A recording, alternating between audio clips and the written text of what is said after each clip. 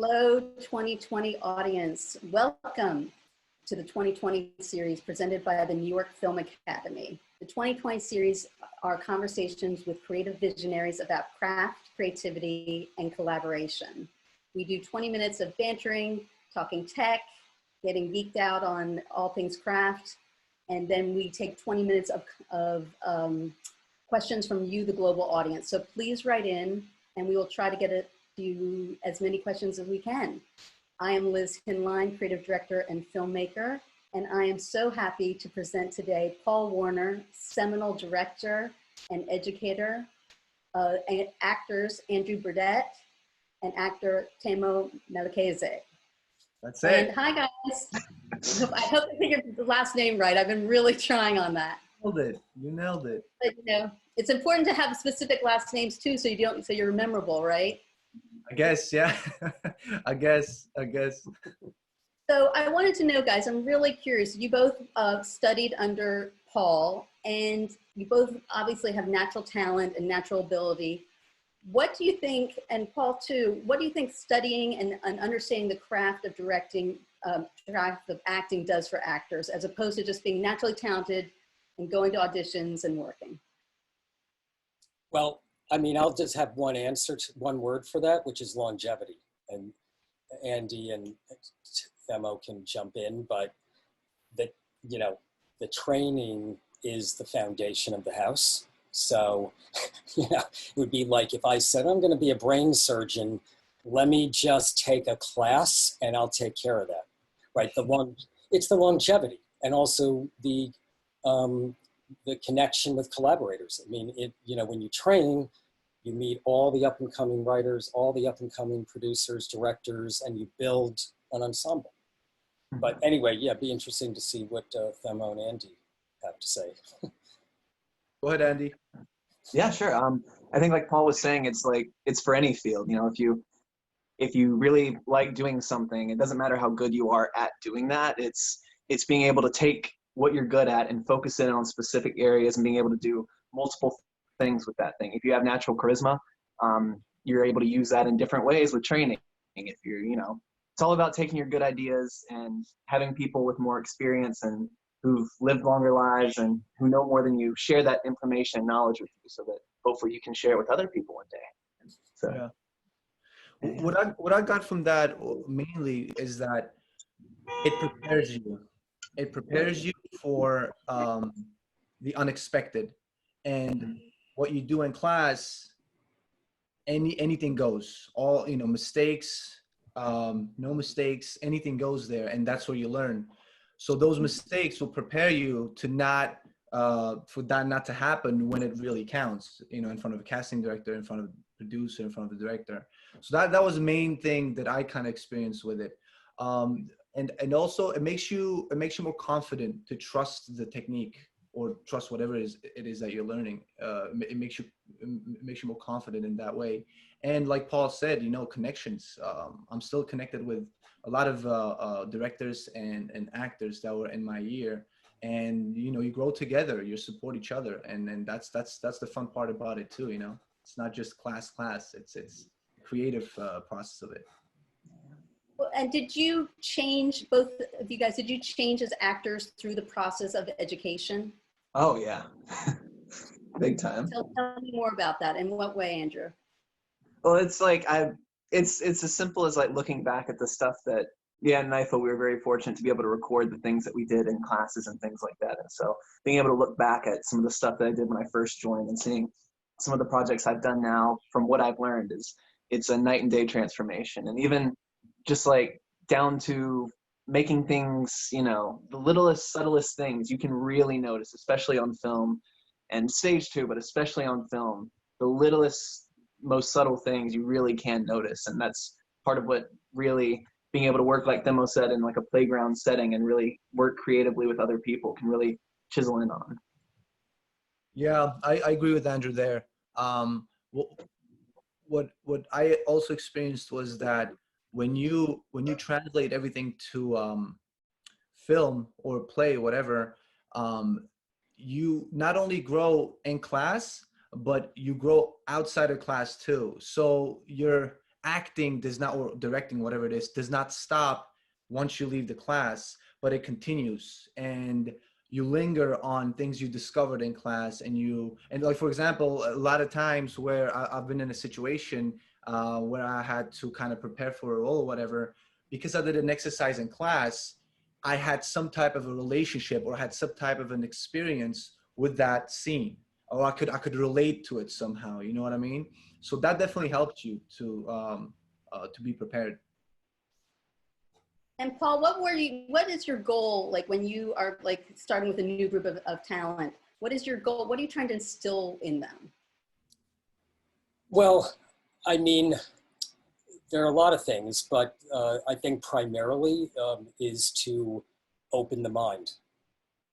I mean, the idea is that if you're in any kind of a performance environment, you're a storyteller. So, the one is to introduce people to as many different possibilities, including techniques, material, and breaking down walls so impulsively so that the work you're doing is truthful. I mean, that's sort of the main thing. That's why, and I can look out on day one and I can see who has walls and who is open. In fact, I remember Andy at day 3 in a casting session did these crazy, in performance. And I thought, oh my God, it's 18 or whatever. What an imagination. This guy is interesting. But yeah, it's about, it's about instilling a sense of openness and empowerment, which is the main focus for me. Guys, what are some of the gems that Paul gave to you that you hear in the back of your head when you're like going into audition or going into the thing? Relax the jaw. Relax the jaw and breath work every time. And breath work, yeah. Oh yeah, and it helps. It Which really does. translated over into Hamlet. Yeah, It does. Because initially, it's not a, you might think it's a technical thing, but it's not a technical thing. It makes you present. Yeah. And that is what's it about. It's not about showing that you're releasing the breath or that you're, you could have your jaw relaxed, but it's about being being present, and that's what it helps with. And I've from self tapes to actually being on the set, recording scenes, that is definitely one of the tools that's constantly with me. And the moment you kind of get in your head, the moment you start thinking about your lines, that's it, you lost the moment, right? But you relax the jaw and you focus on your breath work, and immediately you start focusing on your partner or whatever it is that you're doing. Yeah. Oh, what is this magic breath work they're talking about? Well, I mean, and some people think it's, that I'm like militaristic about it, but the breath is emotion. And if you watch performances carefully of real actors, not posers, you can see that the jaw is relaxed. So when you listen, breath is inhaled into the diaphragm.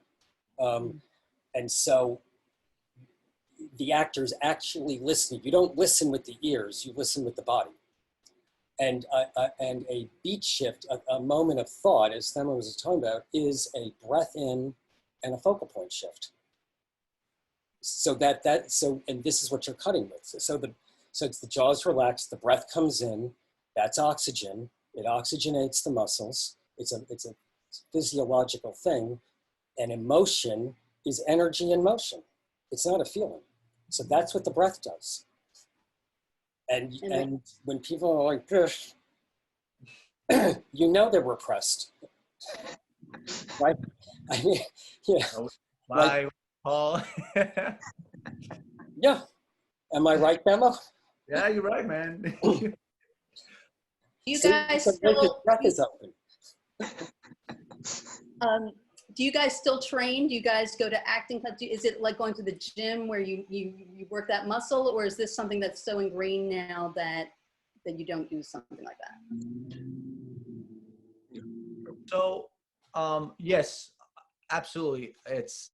Well, this is the thing. In the beginning, for example, like what Paul is talking about, you know, you do exercises, you apply it to you know, scenes in class and whatnot, but eventually it becomes second nature. I mean, I don't think about it anymore, you know, especially with auditions and sides that you connect with, it just happens.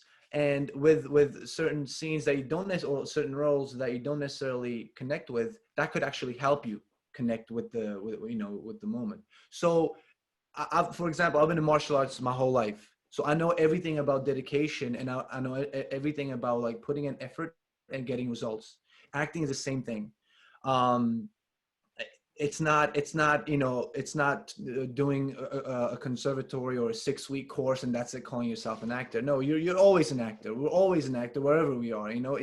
So I think it's a muscle that you train, but it's constant discovery. That's how I like to call it. It's constant discovery of different moments, of different doors that you open up. You understand what I'm saying? So absolutely, when I came out to LA, that's the first thing I did.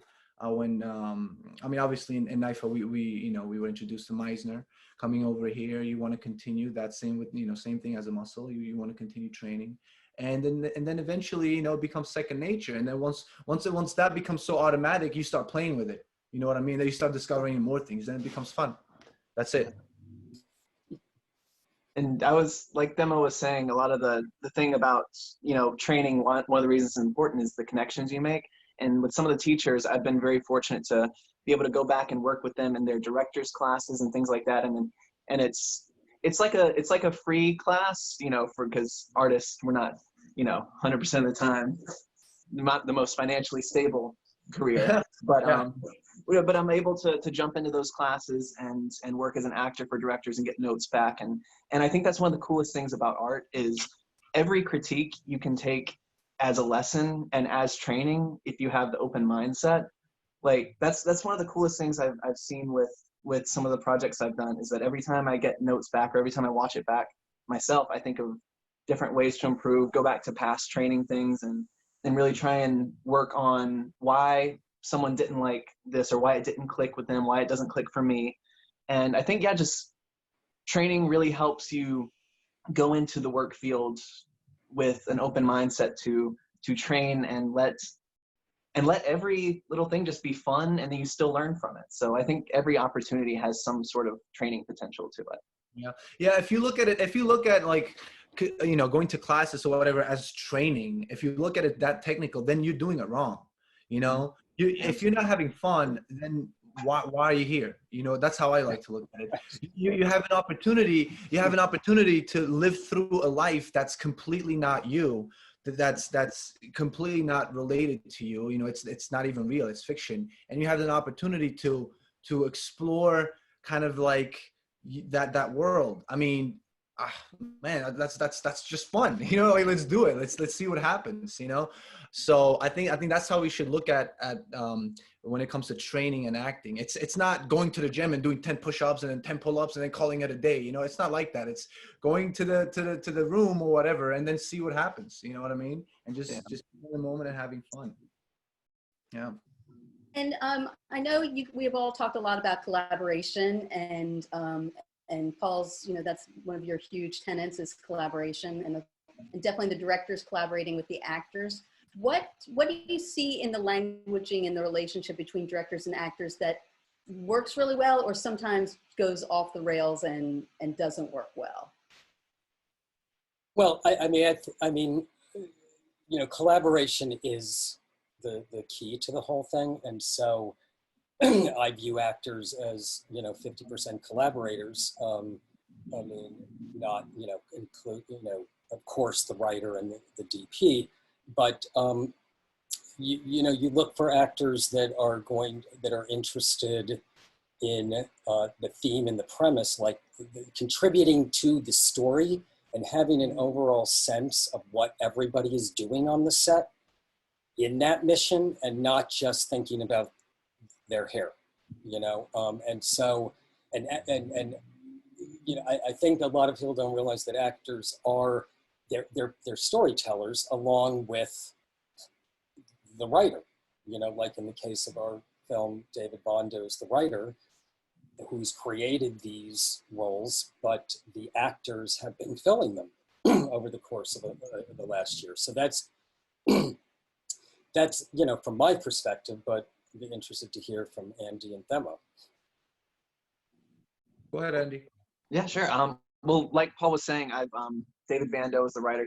He's incredibly talented and gifted, and I worked with him for so long on the role of Hamlet for this project. And I think that collaboration really brought something special out, because there were times where I had an idea for the character, David Bando had an idea for a character, and then Paul Warner had an idea for the character, and sort of kind of boxing that out and figuring out what was going to work, what was really going to bring this project to life was super fun. And I think you really couldn't have done it if one of the people involved wasn't very vision focused and willing to collaborate and make something more with a bigger picture, as opposed to just seeing it one specific way with no room for budging.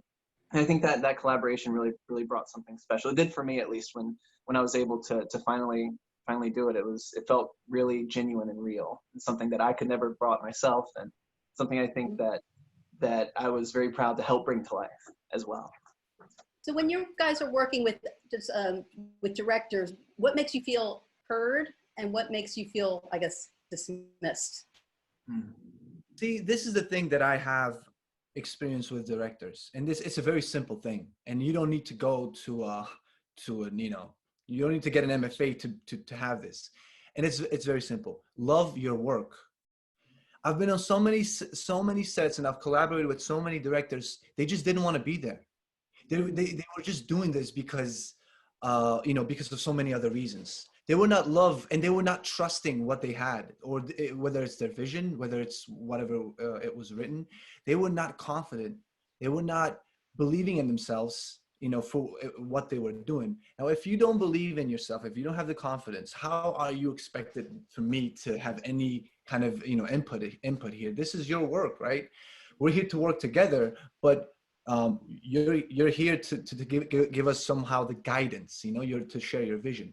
And that's where it all starts. When you love what you're doing, no matter what it is, from directing to writing, when you love it and you're passionate about it, that passion will speak for itself, and it'll translate to the actors. So when you see a director, he's having a vision and he's so excited to make it work, you get excited, and then you start discovering things about the character. You start talking about it, and it doesn't become an A, B, C, D type of how to say this, order, or it doesn't become technical, but it becomes very fluent. You know what I mean? It becomes very uniform. It's and I've had many situations that I had with Andrew and Paul and David when we were working on Hannibal and Horatio. We were just sometimes even just cracking jokes, and then out of that joke we were like, oh, this could work, or that could work. You know what I mean? But that's because everybody there loved what they were doing. We were all passionate about making this project, as good as possible, as best as possible, and putting in our own touch to it. But if you, as a director or a writer or an actor, you're there and your head is somewhere else, then you're already doing it wrong, or you're bound to hit some big obstacles. You're about to hit some big challenges. That's where it starts, I think. Paul, what do you think? Well, now I've lost track of the question. I was so fascinated with Themo's answer. I love listening to Themo talk because he's crazy. But no, I mean, the thing for me is that, when an actor, they come meticulously prepared. I don't think people realize that. It's called left-hand page notes. Every beat is precision, and this is why you rehearse. But what a lot of people don't understand is, so literally every shot, I mean, for me personally, that action, that breath work is locked in order for it to be spontaneous. And as Themo said, if you're working with an actor and they just want to go home, or they're watching the clock, or they need to eat their sandwich, which, believe me, I don't eat ever during the day, so I don't care about that. But it makes you think, what are they doing there? Yeah. I mean, and this is the same thing with not just actors, but, you know, everybody on the crew. They should be there 24/7, and they're contributing to the story 24/7, right on that set. So, you know, I think that's a great point, Themo. But I now don't know whether I answered your question. There was this one moment, for example, this was in class, and it was an intense scene, and I'm getting ready to, you know, I'm getting ready to start a scene, whatever. And Paul looks at me, he's like, "What are you doing here? You should be doing like 1,000 push-ups. Go do 1,000 push-ups right now."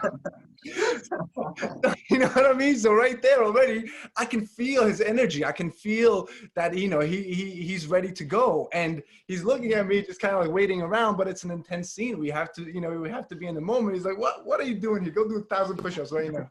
So I was over there doing push-ups. I love it. I love it. So I'm going to go to some questions. This is so great. Hussein asks, do actors resurface unconscious feelings to the consciousness of their minds when doing a certain feeling or emotion? Good question. What do you think, Paul? Do you coach that? Is that a part of your methodology, let's say? Well, I mean, obviously there are different schools of acting. I mean, there's Strasberg in the method where you have emotional memory, so you recall something and then you bring it in the moment. But, you know, in contemporary terms, the best actors are actually working off of who they are. So the action triggers something from the subconscious that's private to that actor, but it's truthful. It's an energy thing that's truthful within the moment and not necessarily something from the past, because that means that they would be living in the past instead of living in the moment. Do you understand what I'm saying? So a good actor I mean, the subconscious triggers into the conscious. I mean, that's what's burned into the emulsion or the digital chip. But, and I'm sure, you know, of course, most actors through character biographies and backgrounds are, you know, building some kind of emotional backstory to bring to the set that day. But, you know, I think how they use it it's all different. Yeah. You know, Andy and Themo might have different answers to that, but. Yeah, I think it's different for everyone. Like, I know I tried to, when I was a few years ago, tried that methodology of trying to bring back something from my past and put it into a situation, and it worked. But then the next time I tried to do it, it was less special for me. And the next time I tried to do it, was less special for me. And it was something that happened in my life that I really wish I could have kept more special instead of bringing it up as like a trick. And so I found that imagination for me works a lot better. And like Paul said, it's really planning in the page notes and things like that, because you're able to really explore what the character is going through before you even step on the set that day. And you're familiar with it. You know the situation. So when you step in, you're there, and you kind of it goes back to just having fun and playing with it, because then your imagination is running wild. And even if you're crying, you're having a great time because your imagination is running wild, and you're someone else for that moment. And it's a fun time while you're crying and in tears on the soundstage.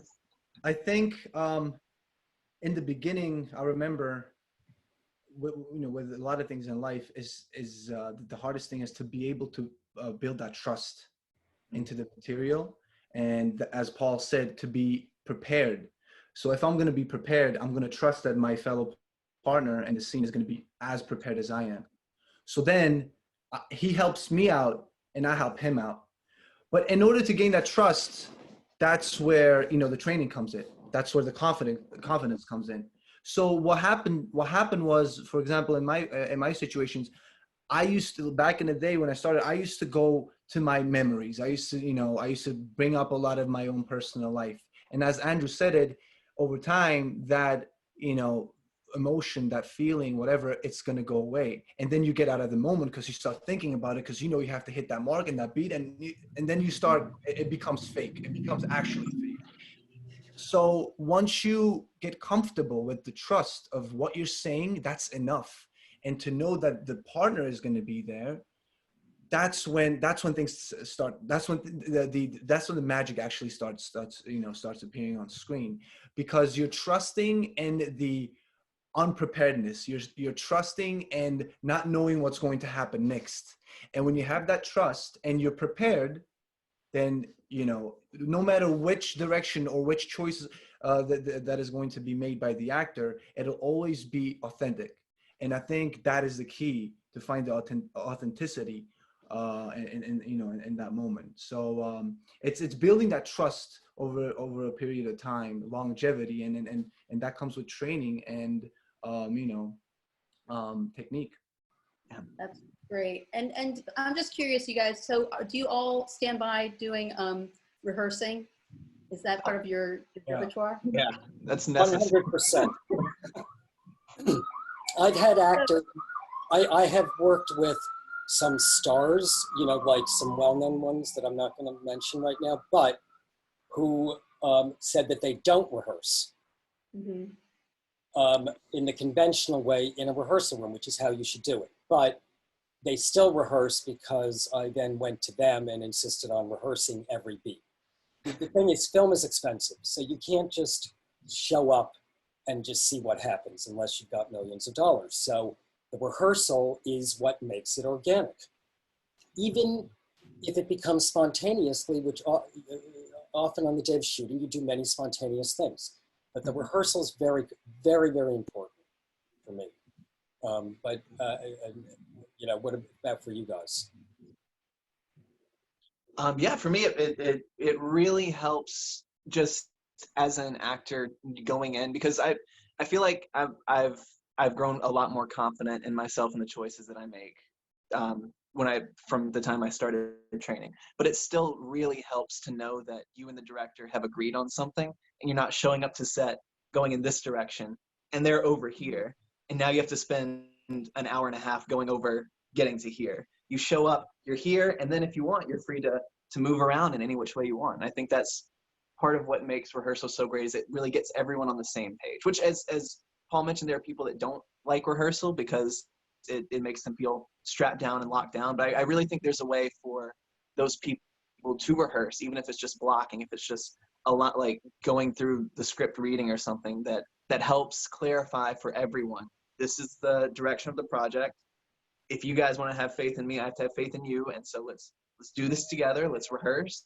Sorry, mailman. Let's rehearse. And then we get to set and we have fun with it. We have and we make something really special because of that rehearsal. Yeah, I absolutely agree with that. And during rehearsals, you get to make, again, like in class, you get to make mistakes. And most of the time, from those mistakes, you will know which direction you're headed. See, before rehearsals, when you get the script, you read it, you make up your own mind. Everybody makes up their own mind. You know, the little film in your head starts rolling. But when you come, at the rehearsals, that's when everybody gets on the same page slowly. Everybody is on the same level, and we're moving slowly together. So that's when the direction is decided. Which direction are we as a unison, as a team going, are aiming for? So I think rehearsals, you cannot go into it in thinking technically and thinking like, that's it. If I start rehearsing this too much, I'm just going to become a robot. If you're going to think that way, yes, you'll be a robot. No, you gotta find, the fun and enjoying that moment of making mistakes and enjoying that moment of finding the direction. You know what I mean? And I don't know. I mean, we rehearsed Hamlet, Horatio so many times. I had just, I had fun, man. I mean, Yeah. it's just constant. Well, Like you see it on the paper, and you think that's what's gonna happen, and next thing you know, you do completely something else. You're like, okay, well, I guess this is where we're going now. I mean, remember, I like to rehearse and then throw a wrench in it on the day of. Yeah. Yeah. Is that your secret sauce, Paul? Well, I like to get things very, very precise technically, and then take after take after take, I start to unravel things, right? Mm-hmm. Or I'll get an idea because you're in the moment. I remember with the woman playing Gertrude, I decided that I got this idea that she was going to be a drug addict suddenly, and she was drunk, almost pushed poor David Bondo over the edge. But she did something. I thought, well, forget this idea I have. We're going to do this now. Almost like she was some heroin addict from somewhere. So that kind of stuff, it's still coming out of the rehearsal, but it's the rehearsal allows the spontaneity on the set. So you can always have the take rehearsal, and then those last takes you start spinning, you know, into the stratosphere. Yeah. Totally. And then the piece starts actually moving through you, probably. Exactly. You know, it goes through you. So Michael asked, Paul mentioned as a professional actor, you must be true to yourself, to who you are as a person. Do you find it difficult not to emulate your favorite actor when performing instead of relying on your own talents and raw abilities? These are some great questions, man. What is this? I'm prepared. I think I'd like to. I obviously had to, because I think that's a very good point. I think it does happen a lot. I know when I was first starting in training, that was one of my things that I love to do most, because I love these actors. I want to almost pay homage and use the things I see in them in what I do, because I like what they do so much. Like Nicolas Cage comes to mind. I love Nicolas Cage as an actor. I think everything he does is so unique and special. I like taking those little things and putting them into my work. But I think you can do that and still make it your own. I think that's what's key. If you just go out and do a Nicolas Cage performance in a film, it's not gonna, people are gonna, what is this garbage, and turn it off. If you take a little beat or a glance that you like or something and work it into your body and figure out how to make it your own, and then of course let the character do whatever they're gonna do with it on the set, and really make it feel and as natural and in your body as possible. I don't think there's anything wrong with that at all. I think it's just like training, you know? The directors teach you things, the people you watch teach you things, especially in this field. And I think as long as you're not emulating it and you're not recycling it, but sort of making it your own, it can be really, really cool and special as well. What I found, and I find myself even today, when I watch something and I see them say it in a certain way, I will say it, like, I will actually mimic it. I will move my mouth as I see it, as I'm watching the movie. And what I found, and you know, I still do it subconsciously, because I'm still, you know, I consider, like, we're all still learning, right? You will never learn everything. You will never be like, that's it, I'm the perfect actor now, I have everything. No, it's never going to be like that. And the reason that we're doing this, I think, is because we're afraid to show vulnerability.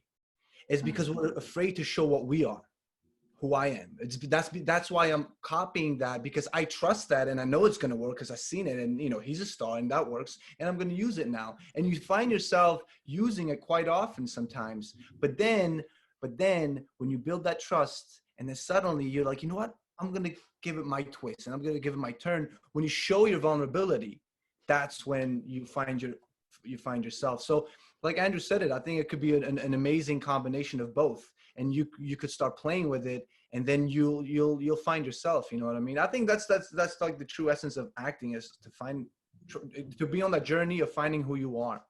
I think that's what it is.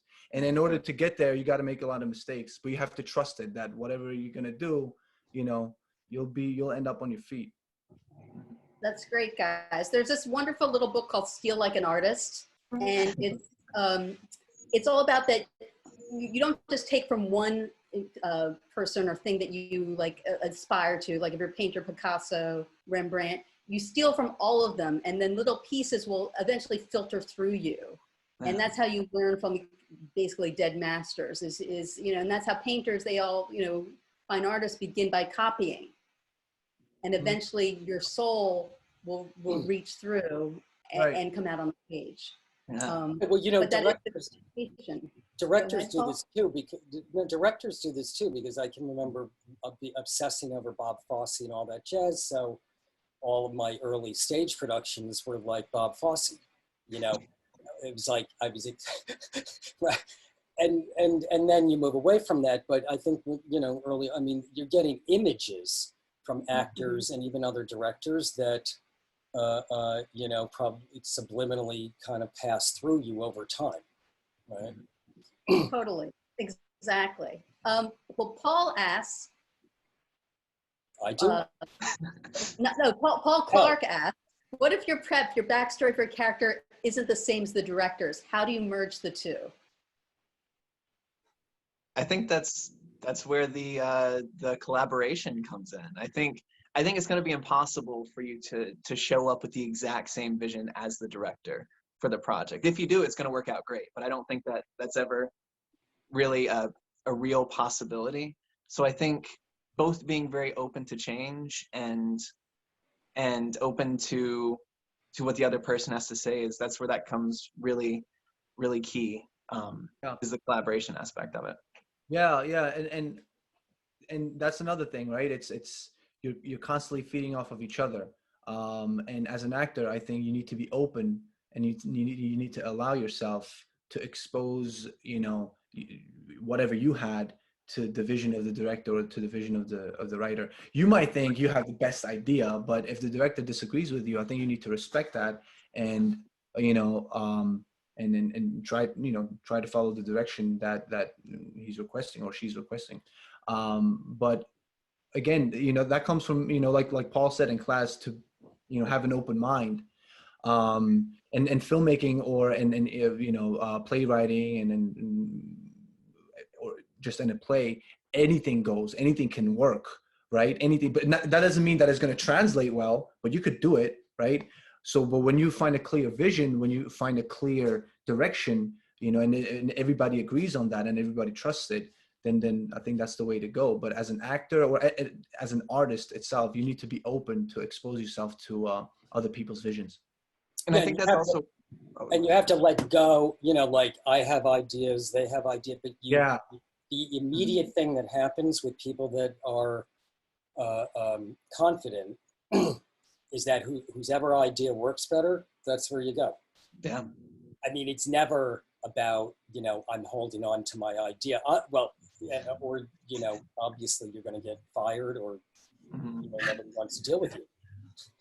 And I think also that's really where rehearsal comes in handy too, like we were saying. That's where you figure out that thing, where the disagreements arise before you get onto set. And I think if you audition for a director and you book a project, they liked something about what you did. They may pull a 180, but whatever they saw in you in the audition, they liked. So if that is your situation and you're worried about going into a project and the director not liking what you do, don't. Do you, and they'll make the adjustments from there. They liked what you did, obviously. So yeah, I think as actors, we get so in our head and so conscious about, like, I need to please the director. I need to make sure that he likes me. I need to make sure, like, that he compliments me after every take. And everybody does. I'm like that too, and I hate it. I really hate it. But that's when the training comes in and the trust, to let go of that thought and just do you. And if they don't like it, the director will tell you, and then you'll follow direction, and then you'll adjust. Which is helpful if you're working in an ensemble, when you work with the same people over and over, like Cassavetes, like Martin Scorsese, like Spike Lee, then hopefully you don't keep thinking you're going to please the director, because you're both been equal artists working together for a while. But yes, obviously, if you hadn't worked with the director, it can be tricky. Totally. And Ryan asked, what are some mistakes that beginning actors fall for? What should they avoid? What are the pitfalls to avoid? I think, definitely to avoid is doing too much. Not trusting your own voice, not trusting your own input, and just doing too much just because you get lost in whatever is on the paper, just because you might think like, oh, like they might not catch this, they might not catch that, they might not catch this, so I have to really show it to everybody, and this is from my own experience. There was this one moment in Paul's class, and I have a lot of these moments where we're doing a scene. This was probably our first month, and I'm playing this character who's kind of like he's a little bit crazy. Let's say he's not very his state of mind is a little bit loony. So, and I'm doing this scene, and then Paul comes in and he's like, "All right, I want you to take it down 200%. 200%. And I'm thinking 200%. I'm like, I'm barely doing anything. He's like 200%. You have to bring it down. And now rewatching it, I can see myself just forcing this idea that I have in my head, just forcing to translate something, just you know, the forcing so that the audience can feel what I feel, but that's not what it's about. You know what I mean? And I think that's where you want to avoid that. You want to, you know, when you read your sides, when you read you know, your lines, whatever it is, just trust it. You know, just talk.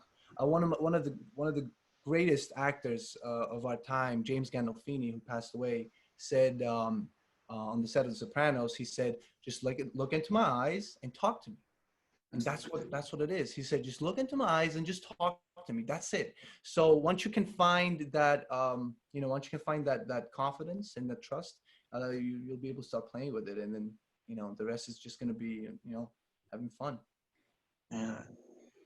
I love that demo. That's so accurate. When I look back to all my old stuff, it's one of those things where you really do feel like you have to force yourself to be like you were saying, the crazy character, or I'm sad, so I'm gonna be sad right now. And you look at it back on camera and you're like, oh, wow, I'm really trying to be sad, but I don't buy it at all. It's a weird, it's like a weird little a little box we feel like we have to force ourselves to be in, because we don't trust that what people are going to see is powerful enough. So I really like that. I guess the other thing I would say is just prepare more. Like I really wish earlier on, I wish I'd prepared. Like I always thought that I prepared a lot, but I don't think I prepared correctly enough. I memorized my lines into the ground, but I didn't really go into everything with as much faith in the character as I feel like I could have, and as many clear choices as I feel like I should have. And just really make good choices, or not good choices, make choices in general. I think that that's something that I didn't do nearly enough when I was preparing for things. Make strong choices. And What I also definitely could say is people or actors, they forget to listen. And they don't forget to listen, not only to their partner, but to themselves. You know what I mean? How many times have you caught yourself saying something they didn't want to say, and immediately you catch yourself? Or how many times you know, have you seen yourself, you're like screaming and yelling, whatever, because sometimes you just, like, you can't believe that you're saying some of these stuff, especially when it's, you know, things that are emotional. And when you're trying to force something, when you're trying to force the emotion, or whatever you want to call it, you're forgetting what you're saying. You're not listening to what you're saying. You just, you know, you're trying to go to the result without doing the journey, without, you know, working for it. So listening is just so, and I've learned this myself. It's just so, it could be amazing. It could be so amazing, because when you stop and when you listen, right, you will not only listen as your character, but you're also going to listen as who you are as a human being. And that will affect you. It'll affect you tremendously, you know? Well, and also just one final note to the member of the foundation of acting is the action. The emotion. So when we talk about people, you know, pushing things, and I'm saying bring it down 200%, which is like an Adler thing, it just means just play the action, to seduce, listen and respond, which is Meisner, and just play the action. Stop with all the garbage. Yeah. You know, this is not, you know, this is not some, you know, another crappy cop action movie, you know, where we have to pump things up for no reason. Just play, you know, just play the act, play the objective. That is true. I remember, like, in class in the beginning, I didn't quite understand. Well, first of all, my English was not that good, so that didn't help out. That didn't help out the first time I came to NYFA. But regardless from that, I never understood immediately. In the beginning, I had trouble understanding what that meant to, like, you know, focus on the objective. Because the way I perceived it was, I can only have one action here, only one action, only one emotion. That's how I perceived it. But that's not what it's about. It's because in any conversation that we're having, you know, we always have the ultimate goal that we were trying to achieve. But in order to get to that goal, you can go so many ways. You know what I mean? And I found myself putting myself in a box, and I'm like, I have to do this, and that's the only thing that I have to do. But that's not what it's about. So later on, and this definitely helped me once I went from class to you know, auditions. When I trusted myself to focus on the objective, what do I really want to get here? I found myself hitting the beats that casting directors want a lot more. You know what I'm saying? because they're looking, you know, I mean, this could be a subject about casting directors, but they're basically looking to find the right person, right? They have a job, and in order to find the right person, they need an actor that can hit those beats and whatever. So, and in order to hit those beats, you need to know your objective. But that doesn't mean that there's only one line that you're following. No, there are so many ways in order to achieve that objective, and you need to be open for that. Yeah. And I only That's found so out later great. on through, you know, classes and Paul, you know. Exactly. And, you know, and finally, I think it's also about trusting your audience, that you don't have to shove it down their throat, that they are smart and they will get the subtleties. And Yes. especially if you're trained and really giving something, even the Yes. subtlest thing, as you were talking about, you know, breaths that are arriving that really enunciate a beat, they'll get. They might not get it consciously, they'll get it subconsciously. Guys, this has been amazing. We are now out of time, although we could talk for another 2 hours. Wow. I'm so We just started. thankful. I want, if anyone has, like, you know, wants to be found, like they have a, you know, an Instagram or something. And Themo, you had a great book that you talked about earlier with me. Yes. It's called Mindset by Carol E. Dweck. And it's Repeat that title again. You dropped out. Mindset. Mm-hmm. The book is called Mindset by Carol E. Dweck. And I found this book through watching like YouTube videos, and I was watching this screenwriter from UCLA talking, a professor. He was a professor talking about the certain two mindsets that us as people, us as artists, or any type of person, parent, athlete, whatever, we have, and it's a fixed mindset and an open mindset, basically. Or a growth mindset, she likes to call it. And it's just unbelievable how relatable that book is to, well, it was to me, but also that I found that how it could be relatable to a lot of people, where they put themselves into a certain mindset that they will never be able to come out of. So as an artist, and I'm reading that book right now, I'm about to finish up, so I could definitely recommend that book, Mindset by Carol E. Dweck. Definitely, I think anybody should read it. Paul, Yeah. do you have anything to recommend? As a book, well, Great. I mean, Directing Actors by Judith Weston, which I think is great for both filmmakers and actors and producers. Judith Weston, I'm sure you know too, I mean, who taught at USC. I think that's for everyone to be able to understand everybody's processes, since we talked about this as a collaboration. I mean, she comes from the point of view of directors and producers working with actors, but it's great for actors because it gives them insight into the directorial process. So that's what I would recommend. It's one book. I have many. It's one book. About 200, but on the list. Thank you. And Andrew? As the dumbest panelist, I don't have a book to recommend, but. Oh, well, you got a lot of music to recommend, bro. Look behind you, man. You always have a book with you. What are you talking about? Oh, you really like the Art of the Deal, right, Paul? Oh my! Can I recommend that one? No. No, I'm kidding. Don't recommend that one. Be yourself, love people, be a kind human being. Straight up. That's my. And also check out, our HamletHoratio.com site, because the thing, one of the great things I think would be to end this is, what you do in the classroom, going back to the training, the relationships you develop, do you translate eventually professionally? Yeah. Half of the people involved in this project were people maybe from 8, 10, 12 years ago, 4 years ago. And so there's a lot of collaboration that goes on from, whatever classroom it might be, into the professional arena, whatever it might be. I think that's important to keep in mind.